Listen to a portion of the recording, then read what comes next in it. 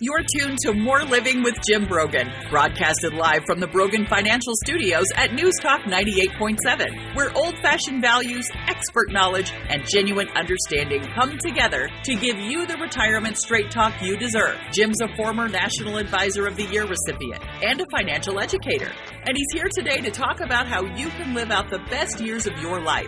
Jim and the Brogan Financial team have been helping retirees and pre-retirees across the Southeast for almost 20 years in their pursuit of financial independence. You can reach them during the week at 865-862-6800. So sit back, relax, and get ready to learn, folks, because More Living with Jim Brogan starts now.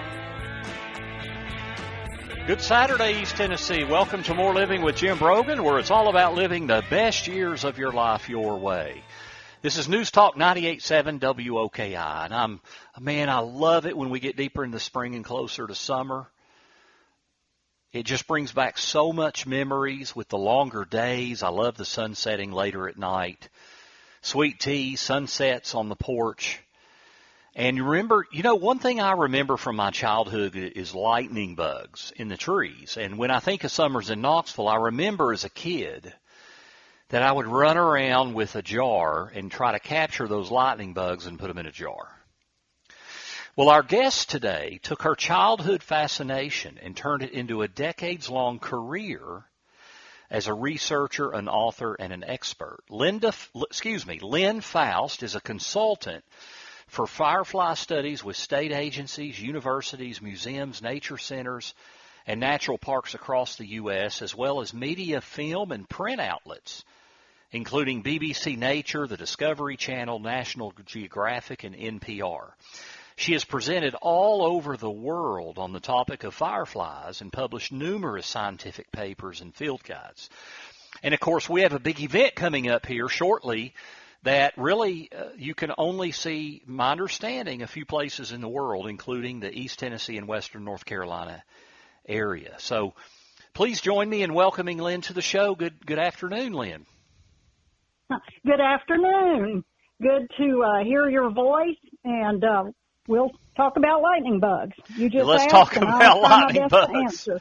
Yeah. Yeah, let's talk about it. So you are affectionately known, Lynn, and just to clarify, Lynn, we air both 9 o'clock Saturday morning and 3 o'clock in the afternoon, but you're affectionately known as the lightning bug lady. So how did your fascination and study of what birthed your fascination with lightning bugs? Well, that's a longer story than your show probably, but in short, I've always loved being outside. I'm miserable inside. I'm miserable in cities. And so I've always loved the natural world. And so like any East Tennessee child, you and me both, we grew up chasing fireflies in our backyard. And wait, let me intervene here. I'm going to probably use the word firefly more than you are comfortable with, but it has one less syllable. I'm actually going to ask you about that in a minute, yeah. Yeah. It has one less syllable, and I'm going to be saying it a lot, but I like lightning bug the best, but it takes too much time to say. But anyway, I grew up loving them. We were lucky enough to have a cabin at Elkmont in the Great Smoky Mountains National Park. Both my husband's family and mine had ties back to before it was a park up there in Elkmont. So in the summers, we would enjoy sitting on our porch cabin in Elkmont, and we would watch what my mother-in-law, the late Emily Faust, would call the light show. So she was actually the first one to notice that what we were seeing up there in the Smokies was different from what we would see down here in the valley. And we lost our cabin in 92. That's a different story also, but anytime you have anything you love and you know in advance you're going to lose it, you start to mourn and you start noticing things. And so we realized the final few years, it's like, wow, we won't see these lightning bugs that flash together once we leave the cabin because we don't have these in the valley. And so long story short, I contacted the park, UT, and later research scientists, just trying to find out more about our lightning bugs at Elkmont. And from that, I became part of a research team for the next 18 years. And then many other projects since that time, and I went from that one species to my specialty is the eastern half of the U.S. and Canada. And so it just sort of, I don't know, it took over. You know, it went from sort of a hobby or an interest to eating me alive. So is that enough background? I completely get that. You know, it's funny. I've talked on this radio program about since the pandemic, you know, we've had one of the blessings of the pandemic is we've slowed down. A lot of us have slowed down, and at least last year. And I have a new hobby. My new hobby is barbecue and smoking. And so I completely get it, where you just become I'll come to your house. Well, you should, because I love to do it. Yeah. But, okay, so is there a difference, Lynn, between a lightning bug and a firefly, or are those just the same thing?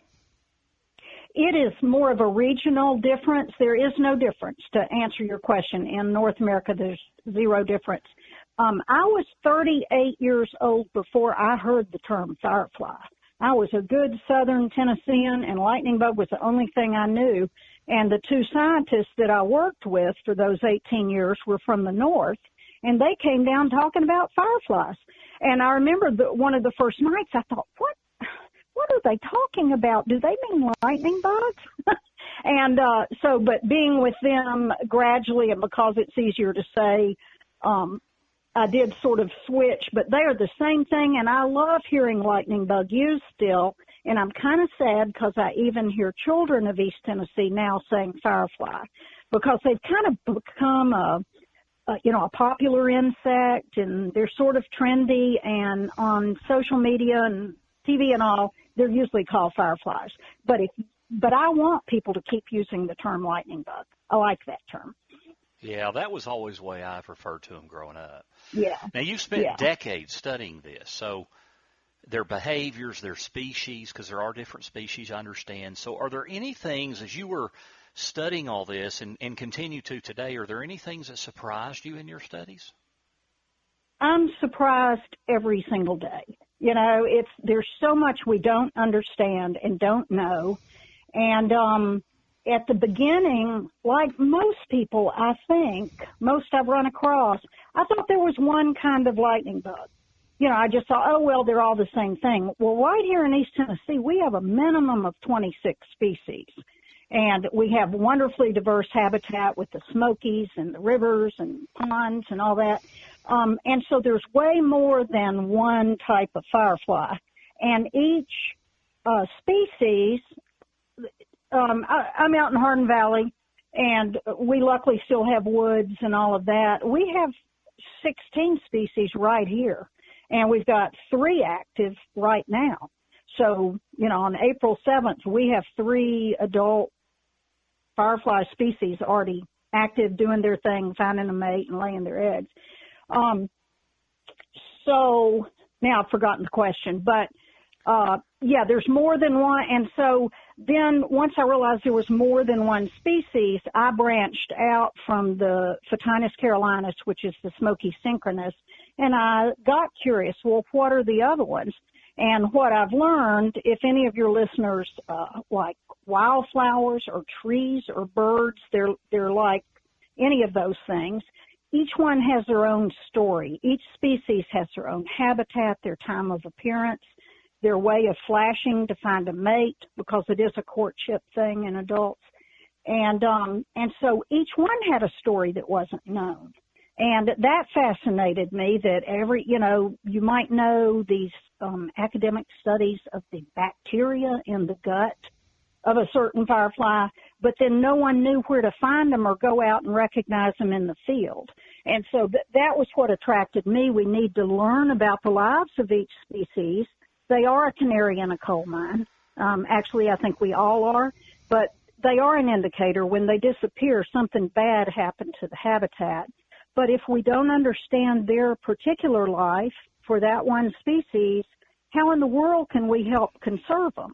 You know, and so that's what I've spent the last 30 years doing, a species at a time, just trying to figure out why they are where they are and why did they do what they do and how to help them survive. I never even considered that they are different species at different times of the year. Yeah. Now, I'll tell you what, a little bit later. They have a predictable sequence. Yeah, when we get into our next segment, I'm going to get into the light show because it's just, Okay. I've not been, there's a guy in my office, Jim Kresge, he's a financial advisor, certified income specialist, and he's been, and he just talks about, I was talking about that with him today, about how awe-inspiring it is. And, but before we get to that. Is he a photographer?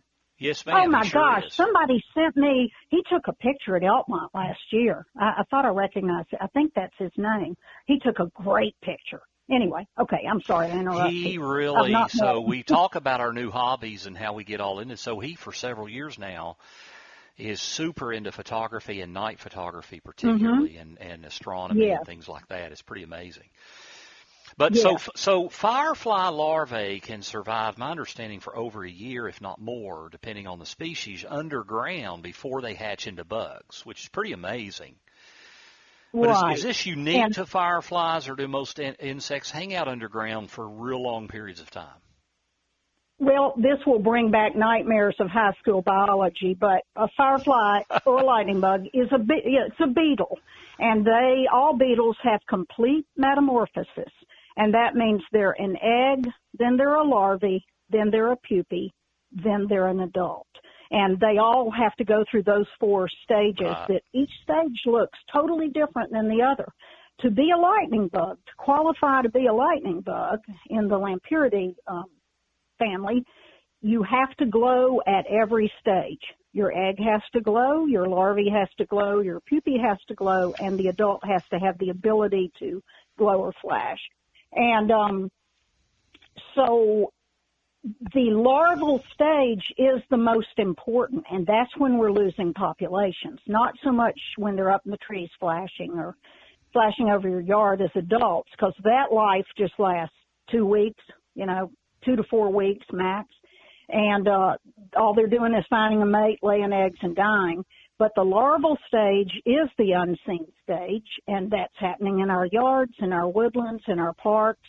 And so anything that might harm the larvae, you can wipe out an entire population and never know you did it by chemically treating lawns too much, by moving the dirt around, stepping on them. Even in 2016, do you remember the drought we had? It was almost of biblical proportions when Gatlinburg burned in the park. Sure. That was very hard on larvae because they demand, almost all of them demand to be very moist. So that's sometimes why they're underground, because there's more moisture in the dirt than on top of it. And so there's a lot of factors, but it takes them a year to grow up, to kind of eat enough, and they molt. We call it, well, anyway, they shed their skins 4 or 5 times. They have to reach a certain size to be able to turn into an adult. And so that's a super important stage that we know very little about.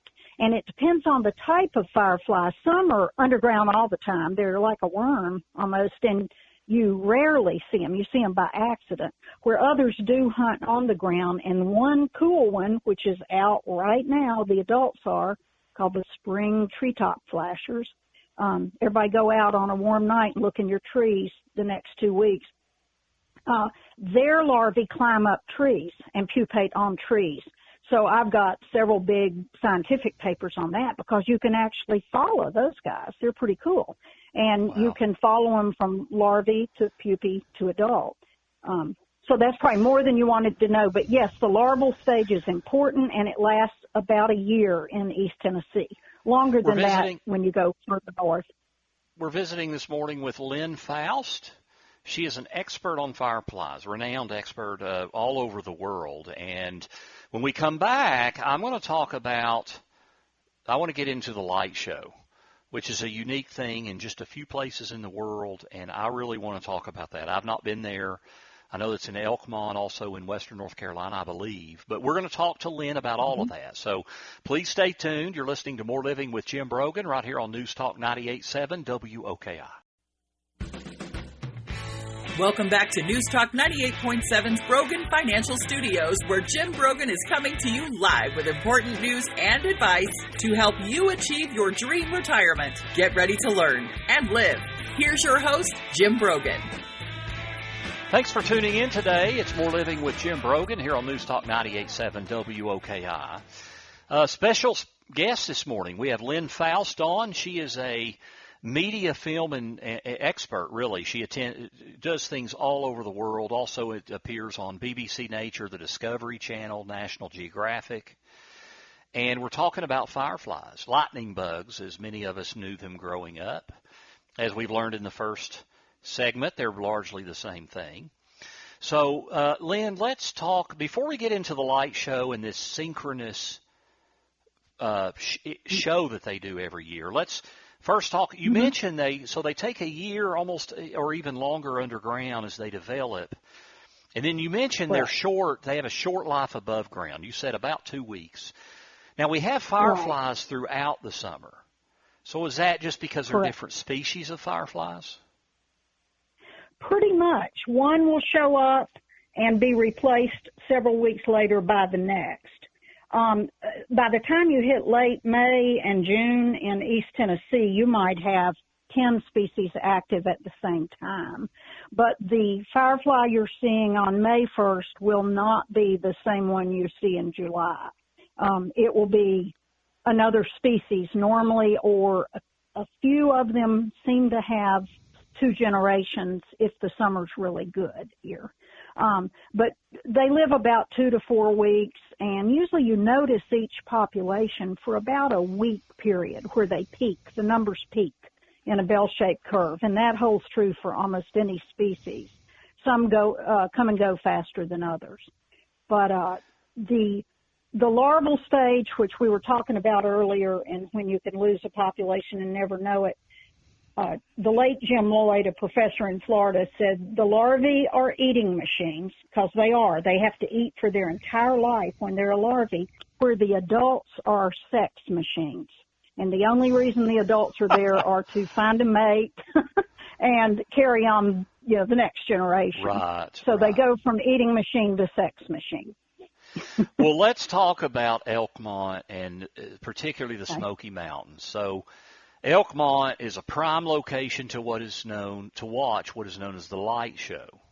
And the National Park Service usually holds a lottery to get front row seats for this synchronous firefly event in early June. So it's so unique, it's like they have a lottery for it. So what's this like? Tell us about this unique experience. Well, it's pretty much of a circus now. It's become so popular. People literally come from all over the world, and then they compete for the lottery tickets to get a parking pass. And I think they hold a lottery that sells out usually in less than 5 seconds. The day they announce it, everyone is sitting at their computer, trying to get a chance. So there might be 30,000 people for 1,200 tickets. And so it's very different from the years we had a cabin and we would just sit on our porch and there was no one there. But it's really amazing because it's bringing people back into nature and into the night nature, which is kind of its own little world, who normally would be sitting at home watching TV or playing with their smartphone or something.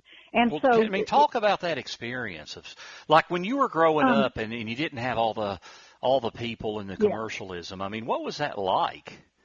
Like, can you describe it at all? It's fabulous. It is so beautiful. The species itself ranges from North Georgia all the way up to New York State, up the Appalachians. But it does seem that our area of Elkmont and some areas over in western North Carolina, that latitude is like the epicenter. You think, well, this is where God first put them because the density is so high. There are thousands of males flying. And before the massive crowds came, although it's still beautiful, if you can get off by yourself and somebody isn't flashing their flashlight in your face, it is still just as magical to see it even if you're standing there with other people. But we would sit on our porch, often wrapped in blankets, and it would just very quietly start. And it's rhythmic. It's not a continuous synchrony. All the males flash for a 3-second period. I'm going to be using averages here. It depends on the temperature. But for 3 seconds, they'll flash 6 times, real fast, all together. And then the real synchrony is they all go dark for 6 seconds. And then they start over again for 3 seconds flashing, 6 seconds dark. And it goes like that, back and forth. And so you get a sense of sound, but there is no sound. But it's a pounding, rhythmic, and it's very frantic while they're flashing, and then suddenly it's off. And that throws everybody. It's called a discontinuous synchrony, or the word syncopated. It's a rhythm that speeds up, slows down, speeds up, slows down. So how long does all that last before it shuts off? They start about 9:30 in June, and on peak nights, they will go till midnight. If there's not high numbers at the beginning of the bell-shaped curve or the end, they'll flash well for at least an hour. But they'll go for 3 hours on peak nights. And the effect is, this is why the cabin was so great, it is calming and it's peaceful and it makes you want to lay down and go to sleep. And so in the wonderful days where we had a cabin, we'd already be in our pajamas, wrapped in our blanket, and you'd watch it for 10 or 15 minutes, and it makes you whisper. And I notice that still, even with 1,000 people up there, people whisper. There's something almost sacred about it. And as, you know, when we had the cabin, it was like one by one, our family members would just drift away and go to bed. And so it was very different then. Now I'm up there working or filming, and I'm busy, and then I have to drive back to Knoxville at 2 in the morning, and that's not fun anymore at my age. So it's kind of different, and I always kind of feel sorry for all the people on the shuttle, because they still have to stand in line on the shuttle and get back to Gatlinburg and then get in their cars and go wherever they're going right after you've had this relaxing, spiritual kind of thing. Yeah. But they're willing to do it. I'm kind of proud of everybody that does it. How long, like, for what period of time? I mean, it's primarily in early June. I mean, what's the period of time that they're really at peak? It varies every year. And this is numbers, and you're into money.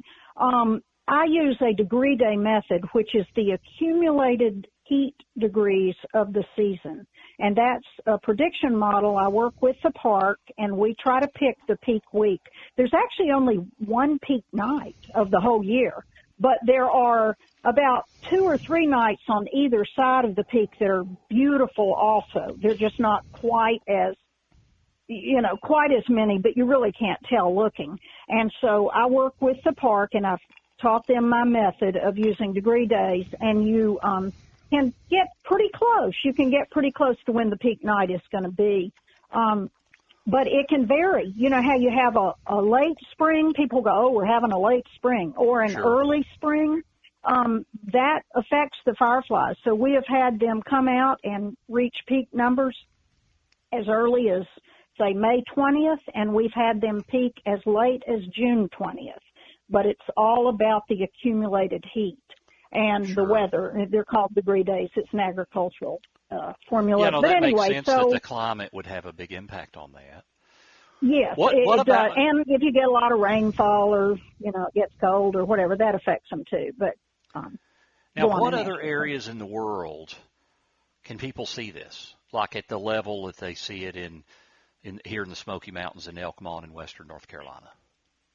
Well, if people will get out and look, I have got a number of scientific papers, and I've got a book written for regular people, fireflies, glowworms, and lightning bugs. And I well describe the habitat, the elevation, and the type forests you find them in. A lot of people have paid attention to that, and they go find their own place. And so that's what I recommend people. Again, they're from North Georgia up to New York. So there's plenty of them out there, but they are in just particular habitats. And so that's that species. There is another species that we have right here in Knoxville, right here at our property, and Oak Ridge has a lot of them. And I've even seen them in Sequoia Hills. There's some remnants that have survived the yards and everything. And they do a synchrony of once a second. And the epicenter of that species, it's called the snappy syncs, or Photurus frontalis. And the epicenter of those seems to be Mississippi.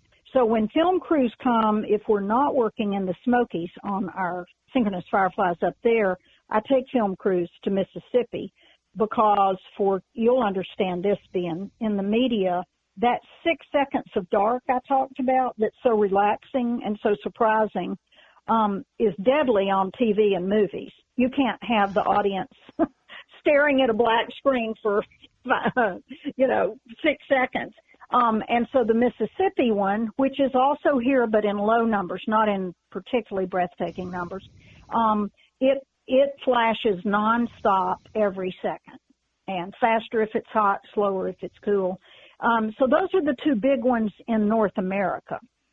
They have recently, there's one in Mexico that's very popular, and it has a synchrony, even a third different synchrony than what we have in North America. And then, of course, Asia was the best known, the tropics fireflies, and I've been lucky enough to see all of them except the Mexican species, but I've seen really good footage of the Mexican species. But I've been to Asia, and, I knew you were going to ask that. Of course, I'm going to like the Smokies the best.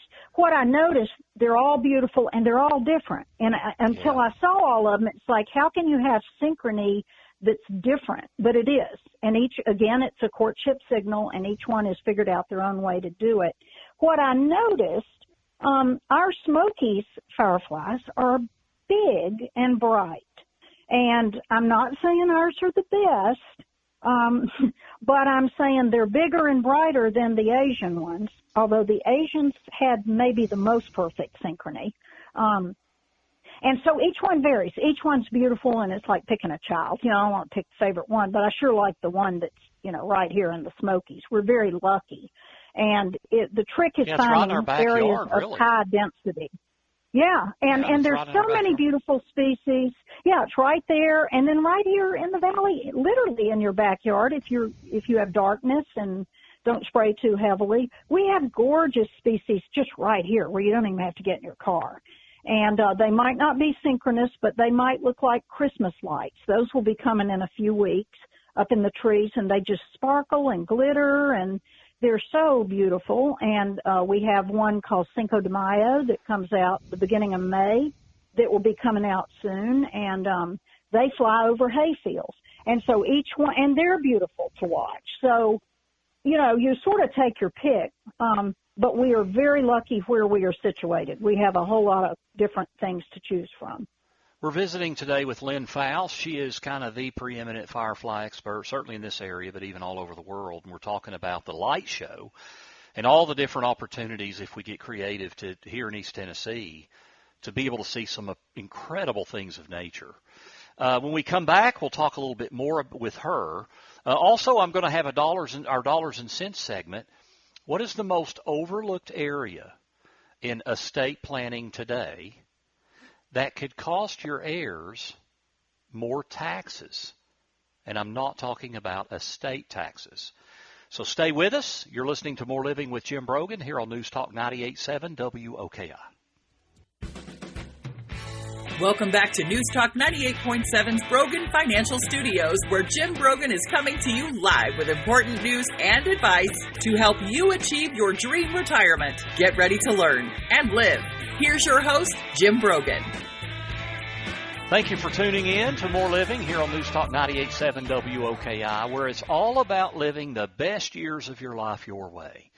I'm Jim Brogan, and I think getting outside, especially this time of year, and the fireflies, we're really kind of world famous for the fireflies we have right here in our backyard. And we have a renowned guest with us, Lynn Faust, who's really an expert all over the world, and especially here in East Tennessee. And we're talking about the opportunities we have right here in our backyard to just kind of slow down and relax and enjoy nature. Now, before we do get back to Lynn, it is time for dollars and cents. Want to be sure you are getting the most out of your retirement? For all the years of your retirement? That's the primary goal of More Living with Jim Brogan and our Dollars and Cents segment, where we provide you with an important financial tip that will help positively impact the quality of your life in retirement. And now, here's Jim with this week's Dollars and Cents tip. Let's talk about the most overlooked area in estate planning today that could result in tens, if not hundreds of thousands of dollars of taxes to your heirs. And I'm not talking about estate taxes. I'm talking about the unpaid income taxes in your retirement accounts, your IRA, your 401k, your 403b. Remember, it's everything except the Roth. Remember, you haven't paid the income tax on most, if not all of that money. Well, if you don't pay the income tax and then you pass away, then who's going to pay the income tax? And the answer is it's your kids. You know, if you leave $100 in your IRA, they're going to pay income taxes on $100 when they pull it out. And for many of you listening, if it's not the largest asset you own, when you add all your retirement accounts together, it's maybe number 2 behind your house. And it creates some complication. And then to add to that, a little over a year ago, Congress passed the Secure Act. And basically what the Secure Act does is it says that your heirs, not your spouse, but everyone else, with very rare exceptions, have to take out all of the money within 10 years of your death. And what that means is they have to take it out and be taxed on it. That's what that's about. Hey, let's get all this out so that people have to be taxed on this money, where you've kind of got a silent partner, and the partner's Uncle Sam. So Uncle Sam wants to get paid, so it has to come out within 10 years. Now, this creates a lot of complications. It creates a lot of complications with tax planning. It also creates a lot of complications with control. You know, you may have an estate where you want some control of how your assets pass to your heirs. In other words, you don't want them just give them everything outright where it's their decision to do with it what they please. Or maybe you have kids, you're okay to give it to your kids outright. But if they were to then pass away prematurely, you want protections for the grandkids or maybe someone else. So it's not just your immediate heirs. It may be, well, who's going to get it after them? Because if you leave the money directly to your children, they can then do whatever they want with it. They can name new beneficiaries. They can do whatever. So many people do trust planning specifically for these kinds of reasons, to control access or control ultimate distribution of the accounts. And it may not be your kids. It may be your grandkids or someone else. It may be your kids, but it's somebody in the family tree that you want some control there. The Secure Act kind of makes all this more complicated, because when you have things go to trust from IRA, it presents some real consequential income tax ramifications. Because if you allow, when those monies come out, if you allow them to build up in the IRA, if you allow the money to come out of the IRA and build up in the trust, trusts are taxed at enormous tax rates. The maximum tax rate of 37% with trust, you get there within about $12,000 or $13,000. If it flows through to the kid is taxed at his or her ordinary income rate. But you may not want that. So, without getting too technical, it just creates a lot of challenges. And IRA distribution planning is very, very specialized. I know a lot of attorneys estate planning attorneys in the Knoxville market. I would say that your typical estate planning attorney is not an expert on IRA distribution planning. Now, the good news is there are plenty of attorneys that are. And in an ideal world, you would be coordinating your IRA distribution planning with your overall financial planning, because it is that important. So my advice is make sure you're addressing your IRAs and other retirement accounts. Now, I have a guide that I have published, and it's a guide to the Secure Act. So it's really kind of a brief overview of what the Secure Act requires. And you can get that guide at my website. It's a complimentary download. If you'll go to broganfinancial.com, click on Resources, the Secure Act is on the Resources page. So find out more about retirement account distributions while you're alive, when you pass away, and about naming beneficiaries. That's our Dollars and Cents segment for this week. You can find this week's Dollars and Cents segment and others by visiting BroganFinancial.com. I'd urge you to go to my website at BroganFinancial.com and check out all of our resources. Now, my last class this spring is coming up this Tuesday night. It's May the 4th and the 11th. So it's the next 2 Tuesday nights. It's at the University of Tennessee at their downtown campus through their adult education. So this is non-credit. It's called Financial Survival for Retirement. I have 7 key areas that I address that I think everybody needs to know in retirement or getting close to retirement. You're planning that transition. What do you need to be doing? You know, the plan that gets you to retirement is not the plan that's going to get you through retirement. So it focuses specifically on the transition and then being successful in retirement. You can find out more information at financialsurvivalforretirement.com. You can download a syllabus. You can also click to register. Again, that's the next 2 Tuesdays, May the 4th and the 11th, 6:30 p.m. both nights. There is free parking right across the street from the downtown conference center. So, and it's being offered virtually. So it's not only in person. If you'd rather attend via Zoom, you can attend virtually. So I would love to see you there either in person or online. When we come back, we're going to have more with Lynn Faust. She is the Firefly Queen. So we're going to talk a little, we've been talking about the light show and all this stuff, but the reality is you don't have to go to Elkmont among all those thousands of people. There are other ways if you just go right out your back door. So when we come back, we're going to have more with Lynn. Stay tuned to More Living with Jim Brogan here on News Talk 98.7 WOKI.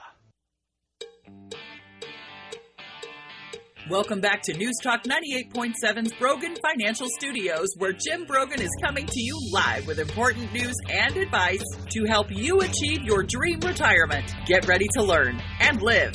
Here's your host, Jim Brogan.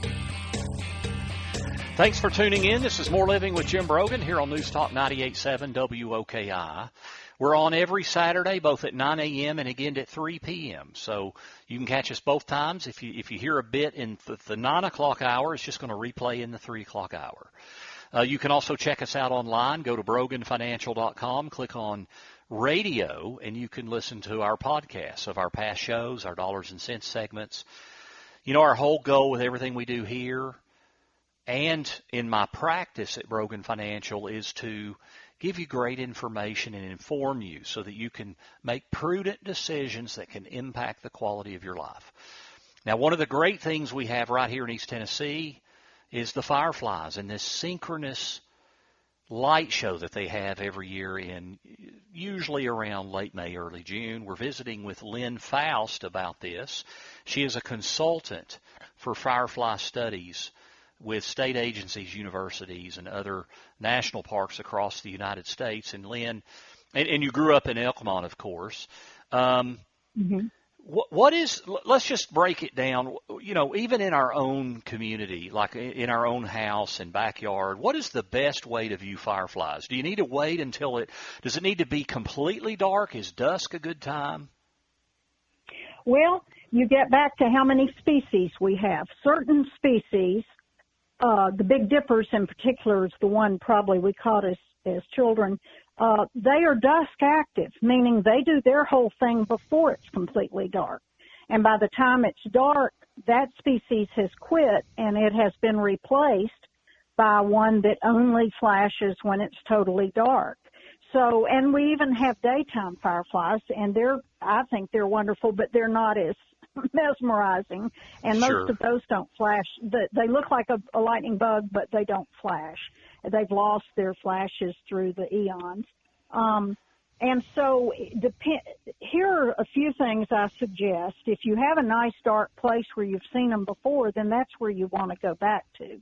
And I always stress to people, whether you're at Grandma's farm or Imes Park or, you know, wherever you are, go in the daytime first and sort of look at where you're going to be walking in the dark, because I don't want anybody to fall and break their leg or get lost or turned around or something. But if you know where you're going to be, take a lawn chair and sit it there, and then once it's time, just go sit in it, and don't look at your cell phone, because your cell phone Amen. It will ruin your night vision, and I'm as guilty as anyone. You know, we're all sort of addicted to them. Yeah, Luckily, in the Smokies, you don't have a cell signal in Elkmont, so people can't do it up there. But it will blind you, particularly the older you are. It takes your eyes up to 4 to 5 minutes to readapt to the darkness. The kids can kind of get away with it a little better because their eyes readapt quicker. But just be in the dark and you'll start seeing so many things. I think that's a great word. You know, sometimes yeah. to bring an analogy there, well, not an analogy, but a similar thing is that we go outside in our backyard, and we're out here in Blount County in Louisville, and we'll go out at night, especially on clear nights, and we just love to look at the stars, and we like astronomy, and we have a great telescope. Man, you look at your phone for 30. You look at your phone for 30 seconds. I mean, it's like you've changed the entire view. Exactly.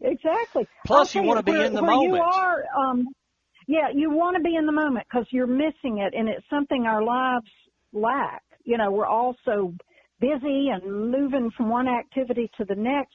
But Blount County, all of Knoxville, but I think your listeners might want to know this. I worked with Netflix in 2019. We never went to the Smokies. We filmed everything in Blount County. And so, again, there are wonderful displays. We did the Blue Ghosts, which, now, what did I have a chapter on the Blue Ghosts.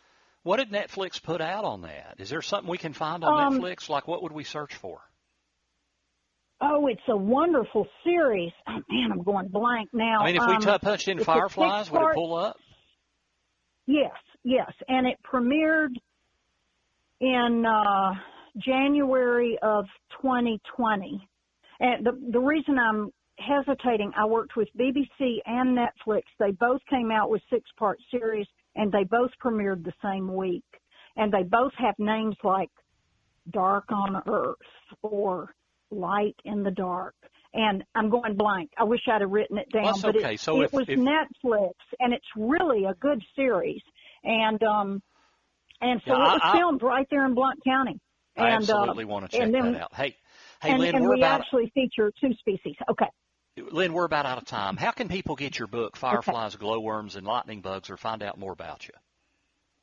It's on Amazon or any of the other booksellers. It's published by University of Georgia Press, but frankly, people can get it easier from Amazon and faster. And it's, Fireflies, Glowworms, and Lightning Bugs, Lynn Faust. And it covers every species we have. So if you get it and you're in East Tennessee, they're all going to be in there. There's a flash chart in the beginning, kind of the Morse code of the different species that helps orient you. And, and so just get out there and enjoy and just get where it's dark. You know, that's what's important. Well, Lynn, thank you so much for taking time out of your schedule, all the things that you do, and just joining us right here in Knoxville to share with us these great testimonies. Thank you so much for your time. Okay. Thank you, Jim. Good talking to you. Yes, ma'am. That's Lynn Faust. We've been talking about nature because greater nature provides for more living so you can live the best years of your life your way. You've been listening to More Living with Jim Brogan right here on News Talk 98.7 WOKI. Have a blessed weekend. The views expressed by Jim Brogan and his guests are not that of Cumulus Media. Any discussion of financial, legal, and tax planning strategies is not intended to be individualized advice and is general in nature. Always consult with your advisor for advice specific to your needs. This program's content does not represent a recommendation of any particular security, strategy, or investment by Jim Brogan or Brogan Financial Incorporated.